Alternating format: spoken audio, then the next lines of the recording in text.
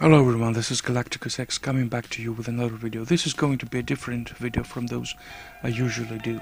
Silly videos about computer games, old computers and video game consoles. And I was compelled to share my thoughts on the recent Jordan Peterson's interview conducted by Cathy Newman, a journalist from the British Channel 4. And I felt so because more than any other instance, this particular interview served for me as an encapsulation or perfect synopsis of the clash of ideas that is currently taking place in the Western societies. Even more pertinent than that is the unbelievable level of cognitive dissonance that Cathy Newman displayed throughout this interview, her overzealous hostile attitude, and her quite poor line of argumentation, which essentially was a chain of attributions of thought and statements that Peterson never made.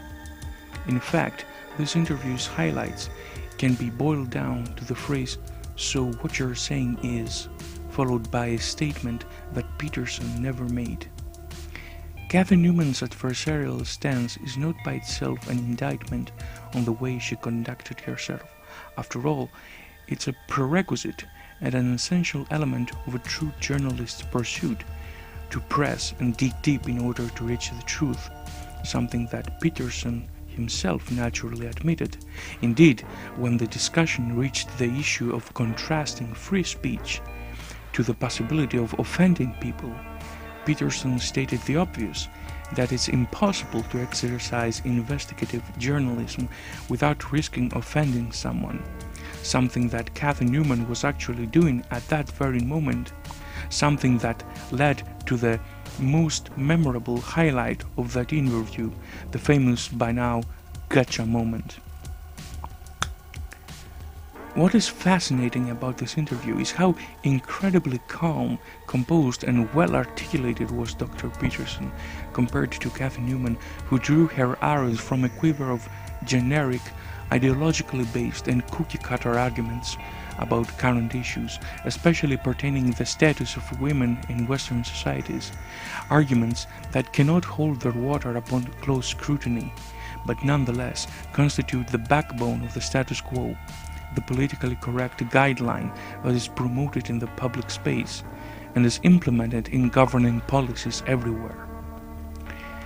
It is glaringly obvious that Cathy Newman's perception of Jordan Peterson is marinated in this environment of ideological orthodoxy, painting a very unflattering picture of a man who is supposedly an agent of disruption, the representative of patriarchy, the embodiment of white heterosexual male privilege, the proponent of regressive Christian ideas, the supporter of misogynistic, homophobic, transphobic, Islamophobic, alt-right, white supremacist, fascistic, intolerant views. Obviously, Cathy Newman didn't want to understand Jordan Peterson's ideas. She thought she had already figured him out, based on this sloppy, ill-informed, badly constructed image she had of him. Of course, if you go and search Google now for Jordan Peterson and Cathy Newman interview, you will find predominantly articles about the supposed backlash, harassment and threats Cathy Newman received from Peterson's fans. It's the same old story of the media distracting from the actual event itself. In this case, what was actually said in this interview, and swiftly twisting the story, creating a meta-narrative, putting the poor woman in the role of the victim, who is so unjustly attacked by vicious mobs of misogynists. A narrative that reinforces and informs exactly the same framework of ideology that Cathy Newman expressed in that interview. So, how is it possible for someone to extract something meaningful out of such interviews and debates if the media keeps us away from the substance of what is spoken in them and instead promulgates the same story of harassing and attacking a woman?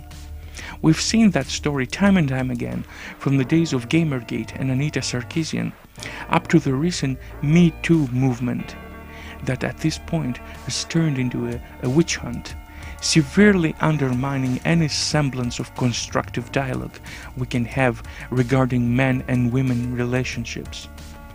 But what's more important, it has become a huge disservice to women themselves, trivializing serious sex crimes, equating them with harmless everyday interactions, clumsy ways of flirting, or romantic encounters that didn't have the desired outcome for a woman.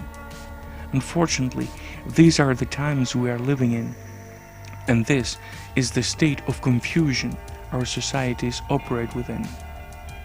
In the end, I think the best thing you can do is go watch the interview for yourselves and make up your own damn mind.